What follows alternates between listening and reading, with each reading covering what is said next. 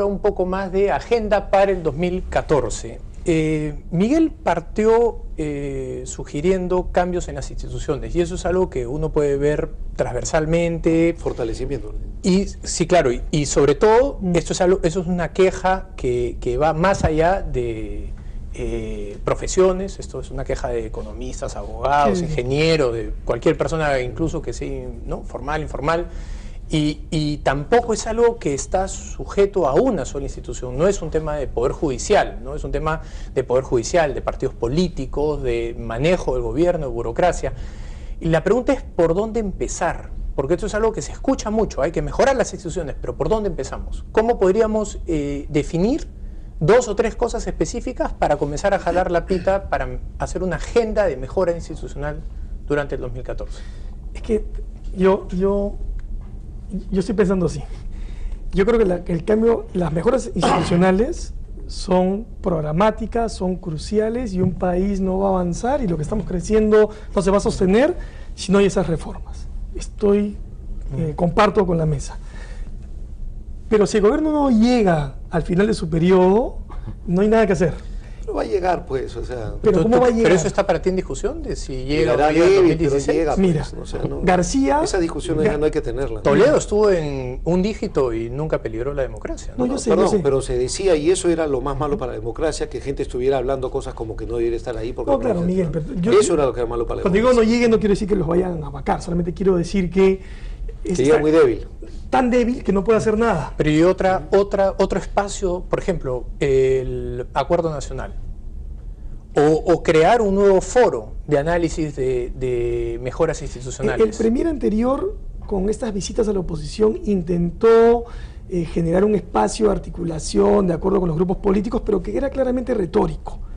Por supuesto. Ya. Entonces, yo sí creo que el gobierno necesita oxígeno para poder tener iniciativas más audaces, que es lo que el país necesita. Finalmente nos interesa el país, no el gobierno, ¿no? Entonces, si el gobierno tuviera medidas claras, como decía Javier, en términos de seguridad, de políticas sociales y capacidad de salir de la polarización, gana oxígeno para las cosas de fondo que tenemos que discutir, supongo, al final de este bloque. Pero si no gana oxígeno... No, reducir la polarización es fundamental para que pueda fortalecer las instituciones, para comenzar. Que uno se pelee de todo por las puras no tiene ningún sentido, ¿no? Entonces, concuerdo. Pero también, o sea, concuerdo plenamente con lo que has dicho. Yeah. Sin embargo, para agregar algo es, aun si tú no tienes el espacio para hacer las grandes transformaciones que el Perú necesita, tú tienes, bueno, entonces haré un montón de cosas chiquititas que no son las fundamentales, pero son las que puedo hacer. Entonces, tu agenda debería de basarse un poco en qué es lo que yo puedo hacer, y siempre hay cosas que puedes hacer. Hay una infinidad de pequeñas decisiones que a nivel ejecutivo se toman, y todas esas tienen algún impacto. Si tienes mucha fuerza política, puedes hacer decisiones muy grandes. Bueno, si no, haz un montón de pequeñas, pues, ¿no? Javier, pero siempre puedes fortalecer. ¿Tú crees que tenemos que esperar, como dice de alguna manera Sandro, tenemos que esperar a que la clase política esté preparada, o la sociedad civil, la academia, digamos, pueden generar un espacio donde se discutan cómo se deben de mejorar y presentarlo, pues, como una propuesta ciudadana o algo parecido? Lo que pasa es que yo creo que hay muchas propuestas, han habido muchos espacios, pero lo que yo creo es que yo sí coincido con Miguel en algo. O sea, se tienen que empezar a implementar ciertas cosas. Traigo a la mesa la ley del servicio civil. ¿En qué está?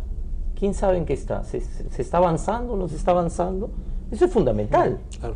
Pero desapareció el tema de la agenda, ¿no? O sea, creo que el gobierno tiene que ponerse, o sea, definir su agenda y salir con esa agenda. Exactamente. Y entonces cambias la lógica de polarización. Se pueden seguir peleando en el Congreso con el APRA, los fujimoristas, Toledo, pasársela todo el próximo año peleando. Pero si sale con una agenda distinta y empieza a decir, vamos a hacer esto, y empieza a cumplirlo, cambias el escenario. Lo primero que hay que hacer entonces es ubicar quién es el director técnico, para usar la metáfora de Sandro. Sí, es Bien. verdad. Les agradezco muchísimo a los tres la visita.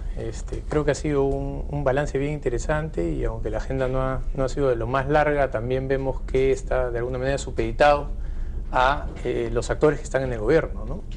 Bueno, y al entorno. Económicamente el 2013 ha sido un año con algunas dificultades, sobre todo por el entorno internacional y no solo el autodaño que nos hemos hecho. El 2014 probablemente sea un año bastante mejor y un año donde la situación económica tienda a mejorar por sí misma. Es también un año donde las cosas pueden cambiar hasta políticamente. Ojalá lo utilicen bien. Les agradezco una vez más su presencia en el programa. Bien, gracias. Bien, vamos nosotros a una pausa final y regresamos.